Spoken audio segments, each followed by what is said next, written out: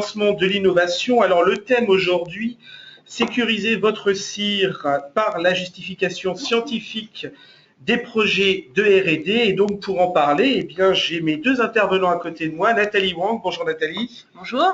Et Fabrice Galloin. Bonjour Fabrice. Bonjour à tous. Vous êtes tous les deux experts scientifiques et techniques en financement de l'innovation au sein des Mines. Alors le sujet donc de ce webinaire, c'est sécuriser votre crédit d'impôt recherche par la justification technique des projets de R&D. Et donc, de la collecte d'informations au montage du dossier, quelles sont les bonnes pratiques à adopter?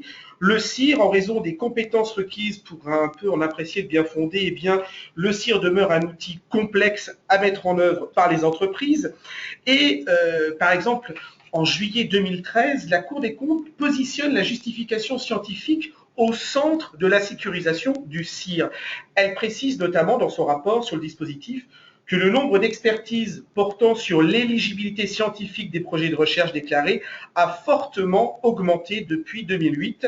Et ce rapport relève aussi les difficultés rencontrées pour pouvoir caractériser les activités de R&D. Bref, il ressort de ces éléments qu'il est primordial aujourd'hui pour sécuriser son crédit d'impôt recherche de placer la justification scientifique des projets de recherche au centre de ses préoccupations. Très bien, alors quelles sont les bonnes pratiques à adopter? Nos experts vont vous apporter les éléments de réponse et donc le programme de ce séminaire, la justification scientifique nécessaire pour les projets de R&D, quelles sont les pièces et les informations pertinentes à collecter, comment élaborer son dossier technique, quelles sont les bonnes pratiques, comment échanger avec les administrations, et puis nous présenterons à la fin des cas concrets pour pouvoir illustrer ces différents points. Vous pouvez poser vos questions en utilisant la fenêtre de chat qui apparaît sur votre écran et nous y répondrons tout au long de ce webinaire. On démarre, Nathalie, avec peut-être préciser brièvement ce qu'est le crédit impôt recherche, pour savoir de quoi on parle, expliquer pourquoi il est nécessaire de justifier scientifiquement ces projets de R&D. Oui, en effet, avant d'entrer dans le détail de la justification et des aspects éligibilité technique des projets, dans un premier temps, on va vous faire juste un très bref rappel sur le dispositif du crédit impôt recherche. Donc, le crédit impôt recherche, ou CIR, est un dispositif fiscal. Il a été instauré en 1983 et c'est devenu aujourd'hui le principal dispositif de soutien à la recherche et développement en France. Donc, il prend la forme d'un crédit d'impôt. Donc, comme son nom l'indique, les entreprises qui vont engager des dépenses en recherche-développement vont pouvoir récupérer une partie de ces dépenses sous forme d'un crédit d'impôt à hauteur de 30% de ces dépenses de R&D. Donc, en pratique, le CIR, en fait, il est utilisable par toute entreprise qui mène des projets relatifs à la R&D. Il n'y a pas de condition quand on réemploie du CIR à des fins de recherche. Il n'y a pas non plus de critères de taille d'entreprise et de secteur d'activité. Il faut juste répondre aux critères de société industrielle, commerciale, agricole ou bien artisanale et être passible de l'impôt sur les sociétés ou sur le revenu. Donc le CIR, c'est un système déclaratif. Donc, il impose de déposer une déclaration CERFA à l'administration. Et comme tout système déclaratif, il peut être soumis à contrôle. Donc, sachant que le droit de reprise de l'administration va s'exercer jusqu'à l'expiration de la 3e année qui suit celle du dépôt de la déclaration.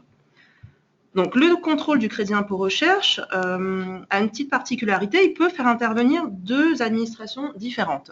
Donc, d'une part, l'administration fiscale et d'autre part, le MENESR, donc le ministère de l'Éducation nationale, de l'enseignement supérieur et de la recherche.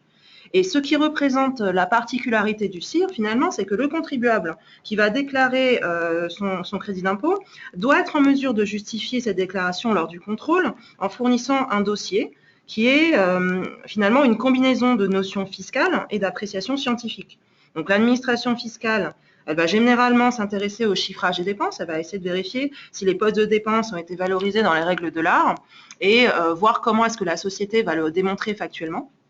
Par contre, le ministère de la Recherche, le MENESR, peut se prononcer sur la partie éligibilité des projets. Donc là, pour cela, il assure une mission d'appui à l'administration fiscale dans le cadre du contrôle, pour laquelle il va recruter des experts externes. Donc là, il s'agit bien d'experts scientifiques du domaine de l'activité de l'entreprise. Alors avant de poursuivre, on voulait vous mettre en perspective les problématiques qui sont liées au CIR et pour cela vous rappeler 3 données clés du dispositif qui sont issues principalement du rapport de la Cour des comptes publié en 2013. Aujourd'hui, on compte environ 20 000 entreprises déclarantes par an pour un montant total annuel de CIR d'environ 5 milliards d'euros. Alors pour vous donner un ordre d'idée, le nombre de déclarants a été multiplié par 3 sur la période 2002 à 2012 et dans le même temps, le budget du dispositif a explosé puisqu'il a été multiplié par 11. Entre 2008 et 2012, on a constaté là aussi une multiplication par 3 de l'intervention des experts du ministère de la Recherche dans le cadre des contrôles, ce qui doit nécessairement amener le contribuable à maîtriser toujours plus précisément les procédures de contrôle. Alors d'autant plus que sur la même période, les rectifications au sens du CIR ont-elles augmenté de plus de 200% pour atteindre un volume en 2012 qui est estimé à 160 millions d'euros. Donc globalement, ce qu'il faut retenir, c'est que le CIR, c'est un dispositif qui est nécessaire, il est utile aux entreprises, mais il est coûteux et donc sous surveillance. Alors justement, dans le cadre de cette surveillance, on assiste à un recentrage quasi exclusif des débats dans le cadre des contrôles sur l'éligibilité des projets. Nous vous avons fait figurer en slide numéro 9 à ce sujet, et toujours issu du rapport de la Cour des comptes que je citais, le top 3 des motifs de rehaussement au titre du CIR, donc les motifs qui sont les plus répandus dans le cadre des remises en cause du CIR. Premier motif de ce top 3, on retrouve effectivement l'éligibilité des travaux, 3 faiblesses étant mises en avant. D'une part, les défauts de documentation de l'aspect R&D. D'autre part, des états de l'art qui sont souvent indiqués comme absents ou compliqués à réaliser, notamment en ce qui concerne les projets du domaine informatique ou ceux qui sont proches de la production industrielle. Enfin, sur le sujet de l'éligibilité, le rapport pointe également les difficultés de rédaction de dossiers de justification qui soient percutants. C'est-à-dire que les entreprises ont du mal à être percutants quand elles élaborent leurs dossiers techniques. Deuxième place du top 3, la qualification du personnel avec des difficultés dans les attributions R&D au sens du CIR et notamment la notion d'étroite collaboration entre chercheurs et techniciens qui reste difficilement appréhendable. Sur la troisième marque du podium, on retrouve les dépenses sous-traitées. 3 raisons à cela. D'une part, on peut penser à tort que la seule délivrance de l'agrément du sous-traitant va rendre éligibles les travaux qui ont été effectués par le sous-traitant. Et donc, il faut bien retenir dans cette optique-là, et c'est le deuxième point, qu'il faut défendre les travaux sous-traités comme si c'était ses propres travaux de R&D. Et donc, dans ce cadre, il convient que le déclarant conserve tous les éléments de preuve des opérations qui sont réalisées par le sous-traitant. Autrement dit, il faut se mettre dans l'optique de justifier les travaux sous-traités comme s'il s'agissait de ses propres travaux. C'est pourquoi, dans ce qui suit, on tentera de vous donner les clés d'une justification pertinente du CIR. Parfait, merci. Alors, on a eu des petits problèmes de son, après on a eu des petits problèmes d'image, mais c'est bien, Nathalie, Fabrice, vous êtes imperturbable, c'est parfait. On a quelques questions, et d'ailleurs, n'hésitez pas à poser vos questions en utilisant la fenêtre de chat qui apparemment donc fonctionne, tant mieux. Question sur ce qui vient d'être dit sur les dépenses sous-traitées. Faut-il justifier les travaux sous-traités qui ont été sous-traités à un organisme agréé? Et si c'est le cas, comment fait-on? Alors oui, effectivement, et c'est l'optique du point 3 que je vous mettais à l'instant. Il faut effectivement justifier ces travaux de dépenses sous-traitées auprès d'organismes agréés comme si c'était ses propres travaux. Et dans ce cadre-là, il faut collecter et présenter aux vérificateurs l'ensemble des pièces justificatives qui vont effectivement montrer que ces travaux sont d'une part de la R&D et qu'ils ont réellement existé. Alors, c'est-à-dire qu'il faut éventuellement faire un tri dans le cadre des travaux qui ont été effectués par la sous-traitance, parce que ce qui est bien retenu au titre du CIR, ce sont des travaux qui sont nettement individualisés. Donc, il faut ne garder dans les parties, dans les travaux qui ont été sous-traités par l'organisme agréé, que ce qui a concerné des travaux éligibles. Donc, la réponse est clairement oui, et il faut donner des éléments de preuve sur les travaux qui ont été réalisés par le sous-traitant. Parfait, merci. On poursuit, Nathalie, peut-être un focus sur le rescrit. Oui, en effet, là, nous sommes dans un webinaire qui a pour thème la justification. On ne peut pas parler de justification sans vous parler du rescrit, le rescrit fiscal CIR, parce que finalement, le rescrit CIR, c'est une procédure de sécurisation. Donc, le principe, c'est qu'au lieu d'attendre un contrôle fiscal, les entreprises peuvent demander l'avis de l'administration quant à l'éligibilité de tout projet de recherche. Donc, pour cela, elles vont déposer une procédure de rescrit. Donc, c'est une procédure qui n'est pas du tout obligatoire, hein, mais qui prend la forme d'un dossier de demande qui présente les projets en question. Donc ce dossier au niveau administratif doit être envoyé au plus tard 6 mois avant la date limite de dépôt de la déclaration de CIR. Donc par exemple, pour une entreprise qui clôture son exercice fiscal cette année, donc par exemple au 31 décembre 2016, elle doit envoyer sa demande de rescrit avant le 15 novembre 2016, soit 6 mois avant le dépôt de la déclaration de CIR qui a eu lieu le 15 mai 2017. Donc l'administration, lorsqu'elle va valider l'éligibilité des recherches au CIR, va donner un avis qui va être opposable en cas de contrôle fiscal. Mais il y a des limites en fait à cette procédure, puisque lorsqu'il y a un changement en fait qui apparaît dans la nature ou dans la forme du projet de R&D par rapport au dossier initial, le changement même minime ne va plus engager l'administration. Et en quelque sorte, vous avez la garantie qui tombe et qui va soumettre l'entreprise au risque d'un redressement éventuel. Donc, on sait bien que les projets de recherche vont évoluer nécessairement au fil de l'eau, au fil de leur maturation. Ils se déroulent rarement selon les plans et sans accroc. Et ça peut expliquer peut-être que cette procédure de rescrit est encore peu utilisée. Là, on a quelques données dans le rapport de la Cour des comptes, qui date de l'année 2013, qui montrent que seulement 2% des entreprises qui déclarent un CIR le font par voie de rescrit. Donc justement, pour tenter de rendre cette procédure un peu plus efficace au niveau de l'actualité et dans le cadre des mesures de simplification, donc le Premier ministre Manuel Valls a annoncé la mise en œuvre d'un rescrit roulant pour le CIR, justement pour essayer de pallier les défauts de garantie du rescrit tel qu'il est en vigueur actuellement. Donc le principe, ça va être qu'en cas de modification du projet qui avait été décrit dans le rescrit initial, les entreprises vont pouvoir solliciter une révision de ce rescrit. Et donc, cela va peut-être inciter les entreprises à effectuer davantage de demandes et donc de sécuriser les projets en amont de la déclaration de CIR. Merci. Eh bien, écoutez, on va rentrer un petit peu dans le vif du sujet avec l'éligibilité des projets de R&D. On va peut-être commencer par les définitions des projets de R&D. Nathalie va conserver la parole, vous l'aviez déjà. Merci. Donc, pour bénéficier du CIR, en effet, les entreprises doivent réaliser des opérations qui vont relever de recherche fondamentale, recherche appliquée ou développement expérimental.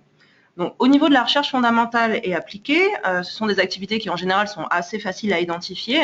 La recherche fondamentale concernant environ 5% de la R&D qui est valorisée, la recherche appliquée 15%. Donc, ce sont des activités assez intuitivement identifiables. Par contre, c'est dans le développement expérimental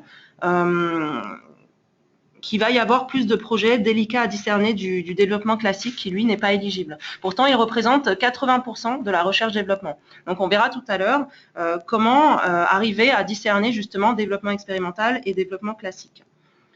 On voulait également vous présenter un petit focus sur la distinction entre les activités de R&D, donc éligibles au CIR, et les activités d'innovation, qui, elles, vont rentrer dans le cadre du C2I, donc le crédit impôt innovation. Donc le C2I va permettre de valoriser les activités d'innovation au sens strict. Et donc, les activités d'innovation, en fait, elles se décrivent comme suit. Donc, c'est l'ensemble des démarches, qu'elles soient scientifiques, technologiques, organisationnelles, financières, par exemple, qui vont mener à la réalisation de produits, de procédés nouveaux ou bien améliorés. Et donc là, certaines activités peuvent très bien s'inscrire dans le cadre d'un processus d'innovation sans pour autant relever des activités de R&D. Et donc, dans le C2I, on s'intéresse davantage à l'aspect nouveauté et on s'affranchit complètement de la démarche de R&D.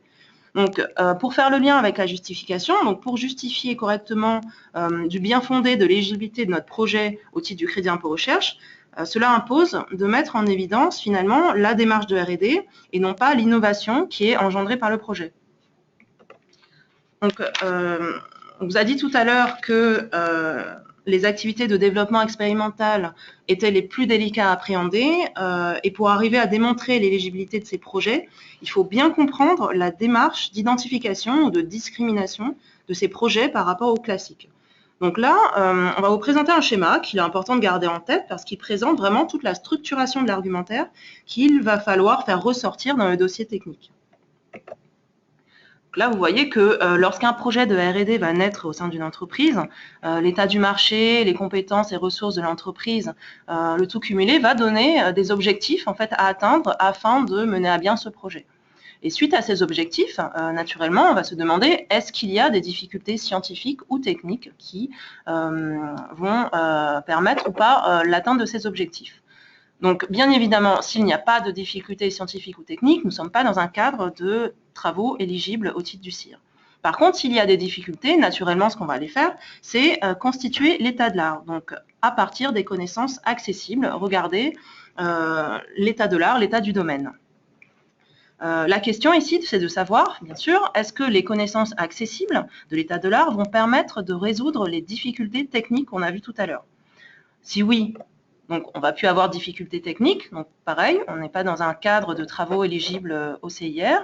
Par contre, si les connaissances accessibles ne vont pas permettre de résoudre les difficultés, on va avoir des difficultés qui persistent. Et là, il est important d'identifier les connaissances manquantes. Donc, quelles sont les lacunes de l'état de l'art et de démontrer que ces difficultés, finalement, vont représenter de vraies incertitudes et de vrais verrous scientifiques qui bloquent véritablement la réalisation des objectifs du projet.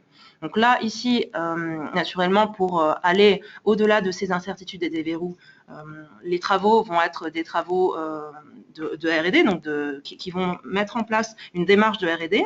Et donc, nous sommes dans un cadre de travaux éligibles au titre du crédit impôt recherche, les travaux vont apporter à l'état de l'art des connaissances nouvelles.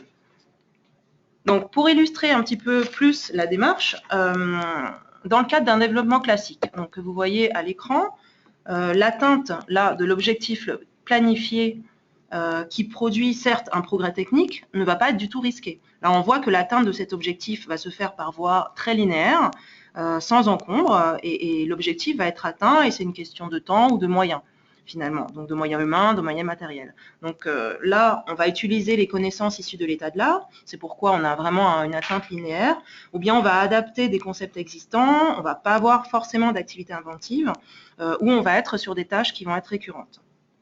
Donc il faut vraiment éviter de présenter les projets de cette manière-là, pour les projets éligibles, j'entends. Donc, au niveau du développement expérimental, donc c'est très visuel là, le progrès technique de l'objectif qui est planifié va être plus ambitieux, donc ce n'est pas forcément le cas, mais en général c'est le cas, et donc la création de connaissances va être beaucoup plus avérée. Et l'atteinte de cet objectif ne va pas être du tout linéaire comme dans le premier cas, mais va rencontrer une série d'obstacles ou de blocages qui sont matérialisés par les rectangles orange. Et chaque verrou technique, finalement, qui sera vaincu, va représenter une étape dans le projet et aussi un risque, puisqu'on voit que tout n'est pas forcément ascendant. Et ainsi, étape par étape, l'objectif réalisé se fait par itération, donc on le voit bien sur le schéma, et mise en place d'une démarche expérimentale. Et c'est justement dans le dossier technique ce qu'il faut faire ressortir par rapport au projet classique. Alors, tout au long de la mission et tout au long de votre projet, il est nécessaire, pour justifier les travaux de R&D et pour pouvoir les prouver à un vérificateur, de collecter et consolider l'ensemble des éléments de preuve R&D. Cette démarche va servir en cas de contrôle, comme je viens de vous le dire, à montrer la réalité des travaux effectués et leur adéquation avec les critères d'éligibilité que vient de vous présenter Nathalie. Les pièces collectées vont servir à justifier les opérations retenues au titre de la R&D et également les dépenses prises en compte pour calculer l'assiette du CIR. Alors, pour justifier les opérations de R&D retenues, on distingue deux typologies de documents. Les documents qu'on qualifierait à usage interne, avec à titre d'exemple, et sans que ce soit de manière exhaustive, les cahiers des charges, les comptes rendus, les rapports d'activité ou encore les illustrations des prototypes qui ont été réalisés. L'idée, c'est d'absolument pas se brider au cours de la réalisation des travaux et de la collecte des éléments, mais au contraire de conserver à chaque étape tout élément de preuve, quel qu'il soit, susceptible de venir étayer la justification. Au pire, il est plutôt préférable d'effectuer un tri à l'issue du projet entre toutes les pièces, plutôt que de s'apercevoir au moment où le projet va être retenu au titre du CIR que le projet n'a pas été assez documenté. D'autres pièces intéressantes, ce sont les pièces qui servent à la valorisation des résultats, c'est-à-dire celles qui peuvent avoir un usage extérieur et donc qu'il est possible d'appeler éléments comme des indicateurs de R&D. Ça peut être par exemple des publications, des brevets ou encore des articles, on y reviendra plus précisément tout à l'heure. Pour ce qui est de la justification des postes de dépenses, là, il est plus aisé d'indiquer a priori et précisément les typologies de documents qu'il sera nécessaire de fournir pour la justification en cas de contrôle. Je vais prendre deux exemples assez rapides. Concernant les frais de personnel, on peut citer donc tout ce qui va concerner la rémunération des chercheurs, leurs diplômes, les CV, l'objectif étant de justifier l'emploi d'une ressource au sens du CIR et sa rémunération prise en compte dans le cadre du CIR. Autre exemple qui concerne les dépenses externalisées, sur ce poste, il s'agit de justifier les dépenses retenues pour le CIR au titre des travaux sous-traités, comme on l'a vu tout à l'heure. Et dans ce cas, les éléments justificatifs, ça peut être les factures, les contrats de sous-traitance ou encore les reportings et les rapports qui sont échangés entre le donneur d'ordre et le prestataire. Globalement, il faut retenir qu'il faut être en mesure, grâce aux éléments de preuve, de justifier chaque euro retenu pour le calcul du crédit d'impôt. Une manière complémentaire d'envisager la justification des travaux et d'évaluer chacun des projets, c'est également d'utiliser, dans le cadre du crédit d'impôt recherche, l'échelle TRL. Nous souhaitions vous le présenter dans le cadre de ce webinaire. Alors, nos retours d'expérience nous montrent que certaines demandes de l'administration fiscale ou du ministère de la Recherche, dans le cadre des contrôles, requièrent que le projet examiné soit évalué sous l'angle des TRL. Ce type de demande, ça reste pour l'instant assez sporadique, mais on peut raisonnablement penser que ces demandes vont tendre à se développer rapidement, notamment si on considère que les appels à projets européens, comme le programme H2020, demandent déjà aux soumissionnaires d'évaluer les projets sous l'angle des TRL. Alors, pour mémoire, le terme TRL, ça signifie Technology Readiness Level, ou niveau de maturité technologique.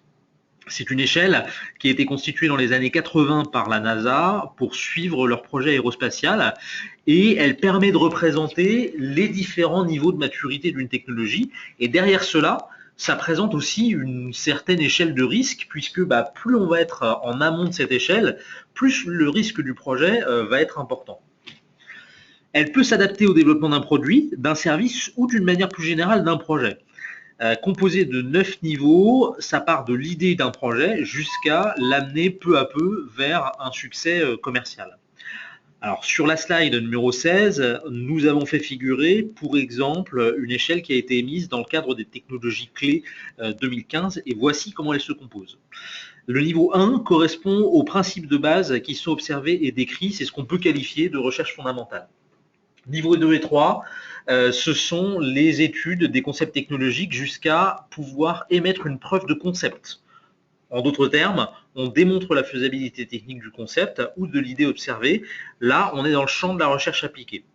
Alors, il faut savoir que le programme H2020 reconnaît officiellement la correspondance du TRL 1 en tant que recherche fondamentale et des niveaux 2 et 3 pour la recherche appliquée. À partir du TRL 4, on rentre dans le champ du développement. Les niveaux 4 et 5 consistent en la validation des composants et ou des maquettes en laboratoire, puis dans un environnement qui soit représentatif. Au TRL numéro 6, on démontre la technologie à l'aide d'un prototype ou d'un modèle de système dans un environnement représentatif. Niveau 7, on teste le prototype dans son environnement opérationnel. Et enfin, niveau 8 et 9 vont concerner le système réel achevé et qualifié par des tests, des démonstrations ou, c'est l'échelle numéro 9, des missions opérationnelles qui ont réussi. Alors, s'il peut aisément être établi que les TRL 4 à 6, qui représentent l'achèvement finalement du développement de la technologie et sa démonstration correspondent au développement expérimental, il est par contre plus délicat d'indiquer de manière péremptoire que le TRL 7 fait également partie du développement expérimental. Je vous ai dit que les TRL 1 à 3 sont reconnus par le programme H2020 en tant que recherche fondamentale et appliquée. Par contre, il n'y a aucun document officiel qui se positionne à l'heure actuelle sur le développement expérimental. Du coup, on rentre ici dans une sorte de zone grise dans laquelle l'évaluation de l'éligibilité du projet au CIR doit se faire au cas par cas et en fonction des intertitudes technologiques qui vont rester à résoudre à ce stade et l'amélioration des connaissances scientifiques qui vont en découler. Alors pour information, l'échelle des TRL commence, comme je l'indiquais, à être prise par des institutionnels. À titre d'illustration, c'est un peu l'objet de la slide 17, le programme H2020, dans le programme H2020, il est demandé à tout coordinateur pilote d'un projet qui souhaite obtenir une subvention européenne d'évaluer son projet en fonction des TRL. Donc la diffusion de cette échelle va se faire entre guillemets par le haut avec une obligation des entreprises d'utiliser cette échelle pour présenter le niveau de la maturité technologique d'un projet pour obtenir des subventions ou pas. Du coup, on peut parier sur le fait que les quelques demandes qu'on a pu voir en 2015 et qui demandaient l'évaluation d'un projet retenu au titre du CIR sur l'échelle TRL vont très probablement tendre à se généraliser et peut-être, qui sait, devenir obligatoires dans le futur. Alors sur le schéma de la slide, nous avons positionné à titre d'illustration les grands dispositifs d'aide directe ou indirecte qui sont liés à la R&D et à l'innovation en fonction de cette échelle TRL. Et sachez que le groupe Hemming peut bien entendu vous conseiller sur chacun de ces dispositifs. Merci Fabrice, très instructif et très illustratif, ce qui me permet de dire que cette présentation vous sera envoyée automatiquement à la fin du webinaire, comme ça vous aurez tous les éléments bien complets que nous sommes en train de vous présenter. Et puis une petite information, il y aura une newsletter de l'innovation qui va parler justement des TRL et qui vous sera diffusée très prochainement. Une question. Quel est l'intérêt au sens du crédit d'impôt recherche Pardon. Et dans le cas d'une PME qui n'a pas de partenariat et ne sous-traite pas de travaux de R&D, quel est l'intérêt de mettre en place cette fameuse échelle TRL? Nathalie? Alors, c'est vrai que la motivation principale des entreprises à la mise en place des échelles TRL va se situer généralement autour du pilotage de l'écosystème de l'innovation. Donc, Fabrice vous a parlé des appels à projets. Il y a aussi la recherche de partenariats ou la recherche de sous-traitants.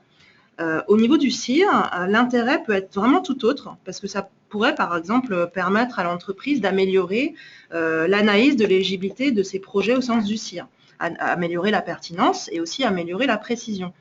En effet, parce que même si les TRL ne vont pas donner directement le degré d'éligibilité d'un projet au sens du CIR, les incertitudes et les verrous techniques vont directement être corrélés au risque du projet au niveau technologique et donc du coup à la maturité technologique d'une technologie ou d'un projet tel que l'a décrit l'échelle TRL. Donc du coup là, on a l'échelle TRL qui va refléter la maturité technologique et donc le niveau de risque et donc la force de l'incertitude technique. Donc ça, c'est un premier point. Ensuite, l'échelle TRL peut également être intéressante pour justifier des travaux et de la stratégie de R&D. Donc, elle peut, par exemple, proposer un phasage qui est non pas axé produit, mais un phasage un peu plus scientifique, donc axé technologie, qui est une vision, en fait, un peu plus amont, qui est intéressante pour également justifier des projets crédit impôt recherche. Parfait, merci. Alors, on parle depuis tout à l'heure de dossier scientifique. Qu'est-ce que c'est? Comment je peux construire mon argumentation? On voit ça avec Fabrice. Alors, il est nécessaire d'avoir 3 éléments d'appréciation à l'esprit avant de se lancer dans la rédaction. Premier élément évident, la démonstration doit prouver que le projet est éligible, ce qui est assez logique, ce qui se traduit par 3 questions. 1. Est-ce que je montre bien que les connaissances accessibles sont limitées et ne permettent pas de répondre à ma question technique ou scientifique au démarrage du projet? Autrement dit, mon projet fait-il réellement progresser la connaissance dans mon domaine scientifique? 2. Est-ce que je mets bien en avant et de manière claire les incertitudes technologiques, c'est-à-dire pourquoi mon projet est difficile et doit être résolu par une démarche expérimentale? Enfin 3. Suis-je en mesure d'expliciter cette démarche scientifique? Deuxième élément, il s'agit d'adopter un style de rédaction qui soit percutant. En ce sens, le vérificateur n'attend pas une offre qui soit littéraire, mais souhaite être rapidement convaincu de l'éligibilité ou de l'inéligibilité des travaux qui lui sont présentés. Donc, il faut adopter une rédaction qui soit synthétique, sans se perdre en conjecture et efficace. Troisième élément à avoir à l'esprit, et que vous pouvez avoir à convaincre potentiellement, vous pouvez avoir à convaincre potentiellement 2 évaluateurs différents au cours de votre contrôle fiscal, soit l'inspecteur des finances publiques, soit l'expert du ministère de la Recherche. Cela signifie qu'il faut savoir être assez synthétique et compréhensible pour tenter de convaincre directement l'administration fiscale, mais également être suffisamment précis, démonstratif et académique pour convaincre un chercheur de la recherche publique. Alors, après ces considérations, il faut prendre connaissance de la trame du guide du ministère de la Recherche qu'il faut respecter pour la justification du CIR. Il faut savoir que cette trame, elle est mise à jour annuellement par le ministère par le biais de sa publication qui est appelée Guide du CIR et qui est habituellement publiée au mois d'avril. Par ailleurs, cette trame est également reprise dans le cadre des demandes qui sont adressées par l'administration fiscale en cas de contrôle. Alors, celle que nous présentons sur la slide est la dernière trame officiellement publiée par le guide du CIR 2015 qui a été publié en avril 2015. En partie supérieure, on trouve un cartouche qui permet d'indiquer les données globales du projet, son titre, sa période de réalisation, son coût total ou encore le coût retenu pour le CIR. Cette dernière donnée, elle permet à un expert de savoir quel quote-part a été retenu par l'entreprise dans son CIR. Il est également demandé d'indiquer si le projet décrit a fait l'objet d'un rescrit ou d'une demande d'agrément, ce qui dans les deux cas constituerait un indicateur important de R&D et pourrait permettre de convaincre plus facilement un expert de l'éligibilité au CIR du projet. Suite à ce cartouche, on reprend assez successivement les items qui vont vous être détaillés par Nathalie dans quelques instants, à savoir les objectifs scientifiques du projet. Une fois que ces objectifs ont été décrits, l'établissement de l'état de l'art du projet, c'est-à-dire l'analyse des références qui existent pour en déduire que la connaissance scientifique autour du projet est limitée. L'établissement de cet état de l'art permet, troisième point, d'aboutir aux aléas, incertitudes scientifiques et verrous technologiques. Ensuite, présentation des travaux sous la forme d'une démarche expérimentale. Et enfin, il faut bien entendu conclure, d'une part en citant les indicateurs R&D autour du projet et s'ils existent, et d'autre part en spécifiant les connaissances qui sont induites par les opérations menées. Alors, il faut noter que les indications de page que vous avez certainement pu voir sur la slide sont communiquées à titre d'information par le ministère de la Recherche. Ce qu'on constate dans la pratique, c'est que les experts sont assez peu attachés au respect de ces indications, pour peu, bien entendu, que la justification du projet soit pertinente. Alors, après la cartouche titre et également l'aspect objectif, la mise en avant de l'aspect vraiment scientifique du projet va vraiment commencer avec la description de l'état de l'art.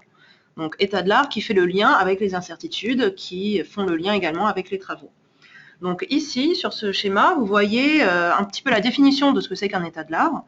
Donc l'état de l'art va permettre de s'assurer que l'entreprise a bien identifié et a exploité les connaissances accessibles au début du projet pour atteindre l'objectif visé. Donc il va être constitué par toutes les connaissances accessibles au moment des travaux et également utilisables par l'homme du métier. Donc ce que vous voyez, c'est qu'en effet, l'état de l'art, donc l'état du domaine, va représenter le point zéro du projet. Donc, il va servir à analyser et à mettre en valeur les lacunes de l'état de l'art et, comme on a vu tout à l'heure, les difficultés qui persistent même après l'analyse des informations du domaine.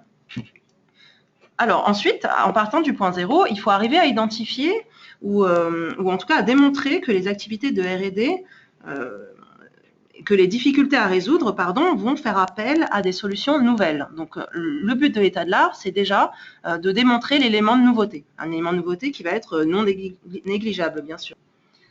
Ensuite, l'état de l'art va démontrer que les activités de R&D vont être incertaines et risquées par rapport à cette atteinte de nouveauté. C'est-à-dire que les difficultés du départ ne vont pas être juste des difficultés, mais de réelles incertitudes. Donc, les incertitudes vont présenter un risque pour le projet, et elles peuvent être graduées selon différents niveaux de problématiques. Donc là, bien évidemment, on va se concentrer sur tout ce qui est verrou technologique, incertitude scientifique et éventuellement aléas. Donc les verrous technologiques sont vraiment les limites qui sont identifiées dans l'état de l'art lorsqu'il y a de vraies lacunes au niveau technologique.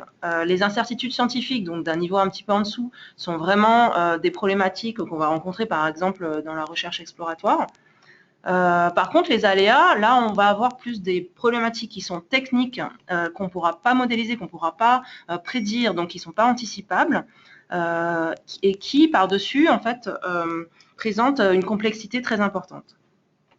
Par contre, un petit focus quand même sur la complexité, donc juste ce qui est compliqué, donc la simple complexité, comme on peut le dire, ne va pas être éligible, donc ne va pas être présentée dans le cadre des problématiques du projet. Donc, en démontrant les incertitudes techniques et la présence de verrous scientifiques, on va donc démontrer, donc ça oblige finalement l'entreprise à mettre en place une démarche expérimentale.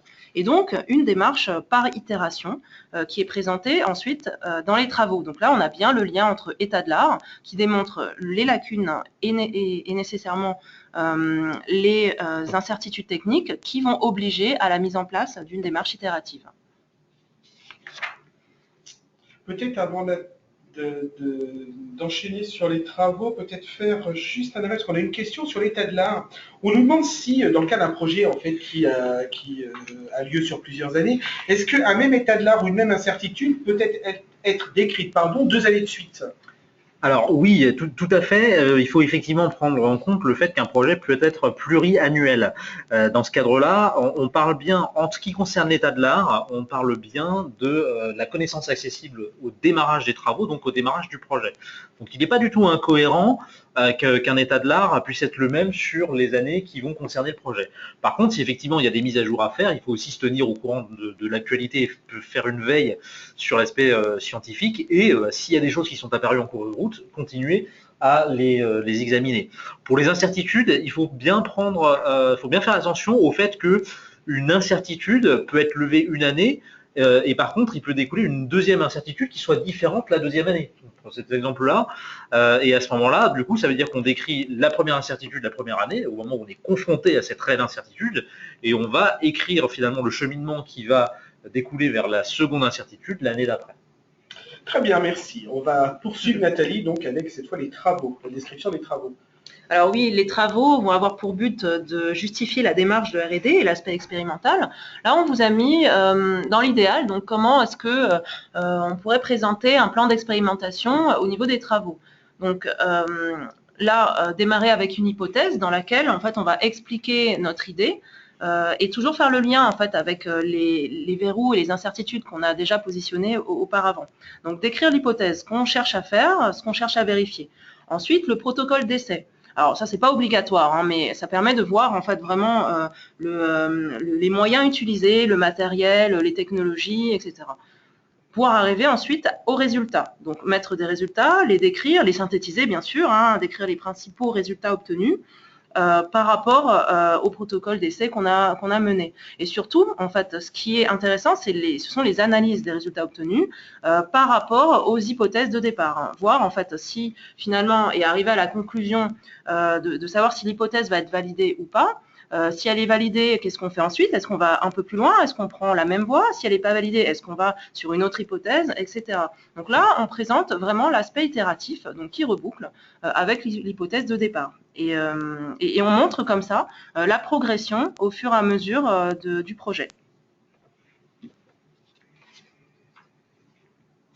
Alors, au même titre que pour les TRL, nous avons également vu des demandes du ministère de la Recherche assez récentes, ou de ses délégations en région, qui demandaient aux contribuables vérifiés de répartir les projets retenus au titre du CIR selon 3 catégories, définies chacune par des indicateurs de R&D.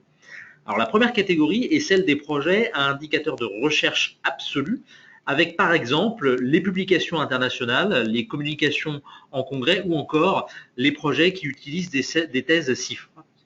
Seconde catégorie, c'est celle des projets à indicateurs de recherche importants, c'est-à-dire ceux faisant l'objet de publications ou communications qui soient nationales, de réponses à des appels à projets européens ou nationaux, d'un dépôt de brevet ou encore de collaboration avec des organismes de recherche publics. Enfin, la dernière catégorie pour laquelle les indicateurs de R&D sont absents. Alors, il faut dire et bien clamer qu'il n'y a aucune obligation pour un projet retenu au CIR de comporter un indicateur de recherche. En ce sens, l'indicateur, c'est juste, entre guillemets, un facilitateur de la démonstration d'éligibilité. Un indicateur absolu maximise, par exemple, clairement les chances que le projet soit directement reconnu comme éligible par un expert. Mais surtout, cette catégorie par indicateur permet de tirer finalement 2 prismes de lecture. En premier lieu, la classification des projets en fonction de ces indicateurs permet de prévoir pour le contribuable la charge et donc les ressources qu'il va devoir déployer pour justifier des projets sans indicateur de R&D. Bien entendu, ces projets-là vont demander un effort de justification plus conséquent que pour les projets pour lesquels il y a un indicateur. Deuxième prisme, c'est qu'on sent clairement par ce type de demande une volonté d'orienter les déclarants au CIR dans une démarche de valorisation des connaissances acquises grâce à leur effort de recherche. Il ne faut pas oublier que l'objectif initial du CIR, comme l'a récemment souligné le rapport de la Commission nationale d'évaluation des politiques d'innovation, c'est d'accroître les capacités de R&D des entreprises privées au niveau national. Du coup, l'État cherche nécessairement à les faire rentrer dans un cycle vertueux de valorisation de la recherche qui ne peut donc être que bénéfique pour la justification du CIR. Globalement, qu'est-ce qu'il faut retenir de tout ça? Il faut retenir que la synthèse technique justificative d'un projet va s'intégrer dans un dossier technique complet. Il est nécessaire d'intégrer que l'éligibilité au sens du CIR et donc sa justification, c'est la synthèse de 3 critères. La rupture avec l'état de l'art, et donc l'apport des connaissances que le projet va apporter au regard des connaissances accessibles à l'homme du métier normalement compétent. Deuxième point, que le projet doit être lié avec des verrous scientifiques, techniques ou technologiques, eux-mêmes reliés avec les connaissances de l'état de l'art. C'est-à-dire que l'on doit être capable d'exprimer que les barrières techniques du projet ne peuvent pas être levées avec les connaissances normales du chercheur ou du technicien. Troisième point, il est nécessaire de montrer que la démarche suivie est bien une démarche scientifique, dans la mesure où le projet peut au final être expertisé par un scientifique académique. C'est pourquoi la description du projet ne peut pas se limiter en une série d'essais-erreurs, mais doit être le reflet d'une présentation itérative d'hypothèses scientifiques et techniques qui seront tour à tour testées et analysées. Alors c'est selon ces 3 critères que chaque projet retenu au titre du CIR doit être décrit, et cette description doit être réalisée à l'appui de la trame proposée chaque année par le ministère de la Recherche dans son guide du CIR. Comme je vous le disais à l'instant, il ne faut pas perdre de vue que la description de chaque projet doit s'intégrer dans un dossier technique compilé et plus global qui devra être cohérent et notamment comporter une introduction qui, on vous le conseille, présentera à l'expert qui viendra examiner le projet les capacités de R&D de la société. Plus précisément, ce qu'on vous conseille ou ce qu'on conseille aux sociétés que nous accompagnons dans le cadre de leur déclaration de CIR, c'est de décrire la société, son historique, son organisation, ses capacités et stratégies de R&D, son organisation R&D, donc ça veut dire montrer où sont concentrés les efforts de recherche, et montrer aussi qu'il y a bien une sélection des projets qui a été réalisée. J'entends par là qu'il est important de montrer à l'expert qu'il y a un tri qui a bien été opéré entre les projets de R&D, les projets d'innovation et les projets de développement classiques, c'est-à-dire ceux qui ne sont pas retenus. Enfin, il peut aussi être intéressant de communiquer quelques indicateurs ou ratios. 2 exemples rapides. Le rapport entre votre chiffre d'affaires et l'assiette de dépenses de R&D permet à l'expert de s'assurer que le CIR représente un support qui incite la société à faire de la R&D et non une source de revenus prioritaire de l'entreprise. Deuxième exemple, un ratio entre le nombre d'équivalents temps plein valorisés au titre du CIR et le nombre d'équivalents temps plein d'un service de production ou d'un service d'innovation permet aussi à l'expert de se situer et de valider qu'un tri a bien été opéré. Merci. Alors maintenant, parlons des choses qui fâchent. Par exemple, je dois échanger avec l'administration. Comment dois-je faire? Quelles sont les bonnes pratiques? Alors effectivement, Jean-Noël, l'aspect du contrôle fiscal, ça peut assez légitimement faire peur aux contribuables. Pour autant, il faut garder la tête froide, notamment en se disant que si l'administration fiscale et le ministère de la Recherche ont professionnalisé leurs approches de contrôle, il n'en reste pas moins que les vérificateurs et les experts sont dans de nombreux cas assez ouverts à l'échange avec le contribuable. En ça, il est intéressant d'étudier au moment du déclenchement du contrôle la stratégie de communication et de réponse qui va être faite auprès des vérificateurs. Par exemple, il est très important de faire un point préalable lors de la réception d'un avis de vérification ou d'une demande d'information sur les documents justificatifs qui sont déjà prêts ou ceux qui resteraient éventuellement à produire.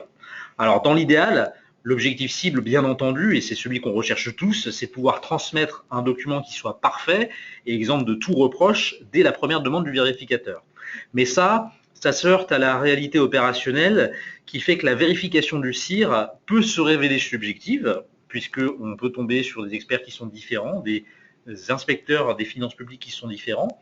Et donc, on peut aussi envisager d'autres alternatives. Par exemple, demander la tenue d'une réunion de présentation qui soit spécifique au vérificateur pour lui présenter les grandes lignes de la méthodologie de valorisation avant de lui remettre les justificatifs écrits. Ou encore, on peut aussi proposer une visite sur site à l'expert du ministère de la Recherche en charge de l'expertise pour qu'il puisse se rendre compte par lui-même finalement de la capacité de R&D de l'entreprise. Bref, ce qu'il faut, c'est être proactif, créer du lien et favoriser le dialogue pour être sûr qu'une information écrite ne soit pas mal interprétée ou au contraire qu'une information importante manquerait à l'appel. Merci, on termine avec Nathalie et quelques cas concrets. Oui, quelques cas concrets pour illustrer un petit peu nos propos. Là, c'est un exemple du MENESR donc, qui présente un projet de fabrication de bouteilles en plastique. Donc là, dans le premier paragraphe, on nous dit « Nous produisons 12 millions de bouteilles plastiques en PET par an. Pour réduire les coûts de matières premières, nous avons lancé un projet de réduction du poids des bouteilles. » Donc là, ici, comme on vous le met sur la slide, on n'a pas d'état de l'art à proprement parler. On justifie le projet de R&D non pas par des points techniques, mais là, on met en avant des contraintes qui vont être économiques. On ne va pas mesurer, en tout cas, on ne peut pas mesurer l'ampleur du challenge technique parce qu'il n'y a pas de quantification finalement de l'objectif technologique. Donc, on verra tout à l'heure une version un petit peu plus, une description qui correspond plus à l'esprit de la justification. Pour l'instant, alors on passe au paragraphe 2. Nous avons étudié une nouvelle forme réduisant l'utilisation du PET. Notre nouvelle bouteille est plus fine au niveau du goulot, etc., etc. Donc là, ici, on est en droit de se demander si ces activités vont constituer vraiment le cœur de métier de la société ou pas. Donc dans ce cas, ce serait plus de l'ingénierie classique. Il y a peu de contexte technique qui est donné, donc là, on ne va pas pouvoir mesurer l'ampleur des difficultés techniques qui ont dû être palliées. Donc, est-ce que, par exemple, les systèmes de modélisation classiques qui sont utilisés de manière classique encore, suffisent ou pas à élaborer, par exemple, cette nouvelle bouteille auquel cas, ce serait là des activités de développement classique de type ingénierie. Et donc, pareil, sur le troisième paragraphe, nous avons lancé une pré-série afin de vérifier en production réelle la répétabilité des caractéristiques obtenues sur les nouvelles bouteilles. Là, ici, c'est pareil. On ne va pas percevoir en quoi cette activité va différer d'une phase d'industrialisation classique. Donc, en résumé, cette description telle qu'elle est, elle ne va pas exposer d'avancées technologiques qui soient claires, parce qu'on n'a pas assez d'informations techniques, finalement. Et on n'a surtout pas d'incertitude ni de démarche scientifique. Donc, par opposition à cette description, voici l'esprit d'une description qui va être plus pertinente. Alors, notre objectif est de réduire de 5 grammes le poids de notre bouteille en PET, tout en conservant ses caractéristiques mécaniques et optiques. Donc là, l'objectif est donné avec, par rapport à tout à l'heure, des notions qui vont être quantifiables, qui vont mesurer l'ampleur de la prouesse technique, s'il y en a une. Donc pour l'expert, il verra tout de suite. De plus, l'association de cet objectif chiffré avec des notions techniques, donc en conservant ses caractéristiques mécaniques et optiques qu'on développe ensuite, ça va donner davantage d'éléments qui concernent finalement la complexité du projet.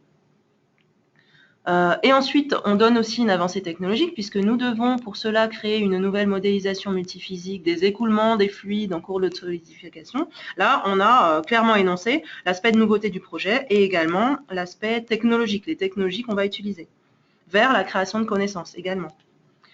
Donc là, l'état de l'art, on ne va pas tout lire, mais nos bouteilles sont déjà les plus légères du marché. Nos dernières tentatives de réduction des surépaisseurs de plastique dans le goulot ont entraîné des dégradations, etc. Ils ont fait des modélisations et ça ne permet pas d'anticiper l'apparition de ces défauts. Donc là, on a bien vraiment les limites des travaux qui tentent de réduire le PET au niveau du projet. Et ensuite, les incertitudes. Ils soupçonnent l'apparition de PET amorphes, donc de défauts, et il y a des incompatibilités entre le ralentissement du refroidissement et les cadences de production. Donc là, les incertitudes qui sont énoncées le sont un petit peu sous forme d'hypothèses de travail. Et là, on dénote vraiment des fortes d'incompatibilité, des phénomènes qui ont lieu dans le système. Et pour passer outre ces verrous, on a vraiment la notion de travaux itératifs qui vont être structurés. et qui sont démontrées d'ailleurs par la suite. Des analyses en laboratoire ont révélé des simulations, etc., etc. Donc là, on voit vraiment les travaux réalisés qui le sont dans une démarche vraiment itérative. Et le tout, en plus, en parfaite cohésion, puisqu'on a un lien qui est fort, qui est établi entre l'objectif au tout début, les difficultés, l'état de l'art, puis les verrous, et donc on en déduit les travaux et ensuite la somme des connaissances qui sont nouvelles et qui sont engrangées par ces travaux. Voilà. Parfait, merci. Merci Nathalie, merci Fabrice. Nous avons 2-3 questions que j'aimerais vous soumettre. On va commencer par le dossier technique. Comment décrire des travaux de caractérisation dans lesquels les protocoles sont déjà bien connus et préalablement établis? Alors en effet, c'est une question qui revient assez souvent sur cette typologie d'activité. Alors tout d'abord, en fait, là, on pose la question plutôt de l'éligibilité du projet, avant même sa justification. En effet, c'est pas parce qu'il y a un élément de nouveauté à caractériser et puis des tests ensuite, donc des tests itératifs à effectuer, que le projet va nécessairement pouvoir faire partie de la valorisation du CIR. Donc là, si j'ai bien compris, nous recherchons une ou des inconnues. Quelles sont les caractéristiques d'un produit ou d'un système X? Et ici, dans la question, il semblerait que la recherche de ces inconnus ne va pas présenter de difficultés puisque les protocoles sont établis. Et donc, l'éligibilité du projet serait à discuter. Je dis à discuter parce qu'il n'y a pas forcément d'exclusion de ces projets-là. Par exemple, dans le BOFIP, donc l'exemple est pris de la prise de sang. Dans le cadre de contrôles ordinaires, tels que des prises de sang qui sont prescrits par des médecins, là, on ne va pas pouvoir, bien sûr, valoriser ces travaux, parce qu'ils ne vont pas rentrer dans le cadre de la R&D. Par contre, si on prend ces mêmes activités d'analyse, qui sont effectuées dans le cadre d'un programme spécifique, par exemple pour l'étude d'un nouveau produit pharmaceutique, là, ces mêmes activités vont pouvoir s'inscrire dans le cadre d'un programme de R&D valorisable aussi. Et finalement, quelle est la différence entre les deux? La différence, elle se fait au niveau du contexte. Et donc, vous l'avez bien compris, pour répondre à la question, d'écrire des travaux de caractérisation qui sont éligibles, j'entends, pour justifier du CIR, va imposer de décrire les travaux de cœur de R&D et de justement recontextualiser dans le même temps ces travaux. Donc, ces étapes de caractérisation dont on parle. Parce que finalement, les travaux de caractérisation en eux-mêmes ne vont pas suffire pour justifier d'un projet de R&D. Donc, dans les travaux, décrire ces éléments-là et également le contexte. Voilà. Toujours dans le dossier, on a plusieurs questions. Déjà, faut-il mettre des annexes?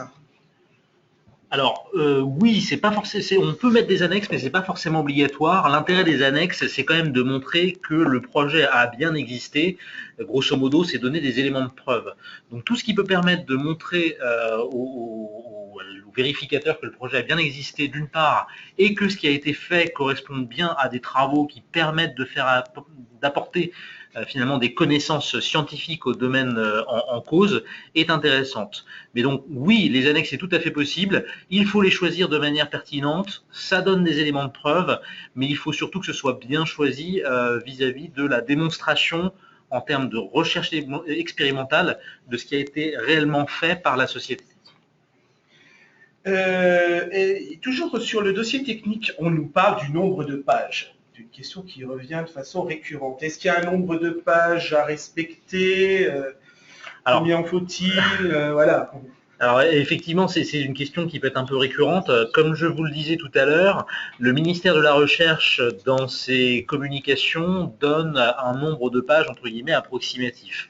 Mais ça ne reste qu'approximatif. C'est-à-dire qu'il faut toujours se placer dans le fait que la vérification du CIR, notamment quand elle est faite par un expert du ministère de la Recherche, elle est subjective, mais ce qu'il faut avant tout, c'est convaincre cet expert. Et il y a autant de manières de convaincre un expert qu'il y a d'experts. Donc je pourrais vous donner des exemples de nombre de pages, mais ils vont avoir des ordres de grandeur qui vont varier de 1 à 20 pour une même partie. On ne peut pas donner, à mon sens, de nombre de pages qui soit précis. Il faut être suffisamment synthétique et clair pour que le message passe bien et qu'il soit scientifiquement cohérent. Parfait. Toujours dans la justification, et notamment au niveau de l'état de l'art, est-ce qu'un brevet peut servir à la rédaction d'un état de l'art? Alors, comme l'a précisé Fabrice tout à l'heure, le brevet peut être effectivement un indicateur de l'existence d'un projet de R&D. Mais cependant, il faut faire attention parce qu'il n'y a pas d'équivalence logique forcément entre les deux. C'est-à-dire que les activités de R&D ne sont pas toujours brevetées et les travaux qui ont mené à un brevet ne sont pas nécessairement des travaux de R&D. Donc le brevet peut rester qu'un indicateur et ne va pas représenter, si vous voulez, une condition suffisante pour statuer sur l'éligibilité d'un projet. Donc ainsi, pour répondre à la question, il est possible finalement de reprendre une partie de l'état de l'art brevet pour justifier du CIR, donc celle qui concerne notamment la démonstration de la nouveauté de l'invention, donc pour verrouiller ce critère de nouveauté qui est nécessaire pour prétendre au CIR, mais il ne faut pas oublier les deux autres critères qui sont la présence de verrous techniques et l'existence de travaux de nature itérative qui visent à pallier ces verrous et à créer des connaissances nouvelles. Donc, il faudra, à la suite de l'état de l'art brevet que vous reprenez, démontrer encore les limites techniques de l'état de l'art et l'existence d'incertitudes fortes à pallier. Donc l'état de l'art brevet ne va pas être suffisant pour justifier d'un état de l'art de projet qui est éligible au crédit d'impôt recherche. On a parlé tout à l'heure du rescrit. La demande de rescrit doit-elle être sous forme d'un dossier scientifique avec justificatif ou bien juste la liste des sujets de recherche? Alors, concernant le rescrit, il faut bien se placer dans l'optique où on va justifier un projet, même si c'est effectivement un rescrit qui peut être fait au préalable de des travaux, ou en tout cas 6 mois avant le début de la première déclaration qui va concerner le projet. Et donc, il faut se mettre dans l'optique où le projet doit être défendu comme un projet CIR. Et donc, il faut rédiger une synthèse, comme si on rédigeait une synthèse d'un projet qui a déjà eu lieu. Il faut décrire l'état de l'art, il faut décrire le plan de travail qui va être envisagé dans le cadre du projet et les incertitudes qui vont être également envisagées avant le début du projet ou qui sont en cours, encore une fois, pour les rescrits qui sont déposés 6 mois avant le dépôt de la déclaration. Donc la réponse à la question, c'est très clair, il faut décrire le projet comme si on se plaçait dans une démarche de justification a posteriori. On décrit tout, l'état de l'art, les incertitudes, le plan prévisionnel, et non pas seulement, entre guillemets, uniquement la liste des projets qui sont retenus, ce qui sera insuffisant et ce qui risque, entre guillemets, d'aboutir au rejet du rescrit. Il faut bien décrire le projet dans sa totalité. Merci. Allez, une dernière question qu'on nous pose également, parce qu'on a beaucoup parlé de ces experts du ministère, ils ont quel profil ? Alors, les experts du ministère, ils ont des profils scientifiques. Alors, le principe, c'est vraiment que ce soit un expert du domaine de l'activité de l'entreprise qui évalue les projets qui sont présentés. Au niveau de la 2069, donc le CERFA que vous envoyez pour déclarer crédit impôt recherche, à un moment, on vous demande, donc tout en haut à droite, normalement, il y a une case qui vous demande le domaine d'activité, justement, qui est concerné par les projets. Et donc, l'expert scientifique qui va relire les dossiers va normalement correspondre au domaine que vous aurez indiqué. Donc, ça peut être des experts qui viennent d'universités, par exemple des chercheurs universitaires, ça peut être aussi des personnes qui travaillent dans des centres de recherche publics. On a aussi des personnes qui travaillent dans des structures de valorisation, des structures de financement. Mais en tout cas, en fait, le profil scientifique, donc la formation et puis vraiment la thématique de l'expert est censé correspondre voilà, aux projets qui sont présentés au titre du crédit impôt recherche dans le dossier technique. Parfait, merci. Écoutez, il y a pas mal de questions qui nous parviennent. Le plus simple, c'est qu'on vous répond directement, comme on a vos coordonnées, de répondre à toutes vos questions. On va arrêter ici pour la présentation de ce webinaire et tout en vous donnant déjà des informations pratiques, notamment Karima Mebarek que nous remercions. C'est pas facile aujourd'hui, on a eu quelques pépins techniques, veuillez nous en excuser. Mais en tout cas, si vous avez d'autres questions, vous contactez Karima à l'adresse qui s'affiche sur votre écran. Comme je l'ai dit tout à l'heure, cette présentation va vous être envoyée automatiquement. Comme ça, vous aurez toutes les informations. Prochain rendez-vous, le 24 mars, prochain webinaire d'Hemming sur l'état de l'art dans le secteur de la santé pharma. Nathalie, vous allez y participer, peut-être nous donner quelques précisions sur ce programme. Oui, en effet, là, on souhaitait faire un focus au niveau vraiment de l'état de l'art dans le secteur santé pharma. On va vous présenter d'abord en fait les fondamentaux de l'état de l'art. Qu'est-ce qu'un état de l'art? Quels sont les différents types d'états de l'art qui existent? Avant de faire un focus vraiment sur l'état de l'art CIR et présenter des méthodologies pour établir un état de l'art qui va être pertinent et efficace, et dont l'utilisation d'un outil, donc Expert Nova, qui sera en démonstration le jour même du webinaire. Eh bien, rendez-vous le 24 mars à 11 heures. Inscrivez-vous notamment auprès de Karima. Si vous souhaitez également avoir d'autres informations, vous pouvez consulter les newsletters innovation que l'on retrouve sur le site WebDaming, par exemple. Vous pouvez également télécharger le guide sur le contrôle fiscal du crédit impôt recherche, mais également sur le crédit d'impôt innovation. On en a parlé tout au long de ce webinaire. Merci Nathalie, merci Fabrice pour cette présentation. Merci à vous et donc rendez-vous le 24 mars pour le prochain webinaire d'Enming. Bonne fin de journée à tous.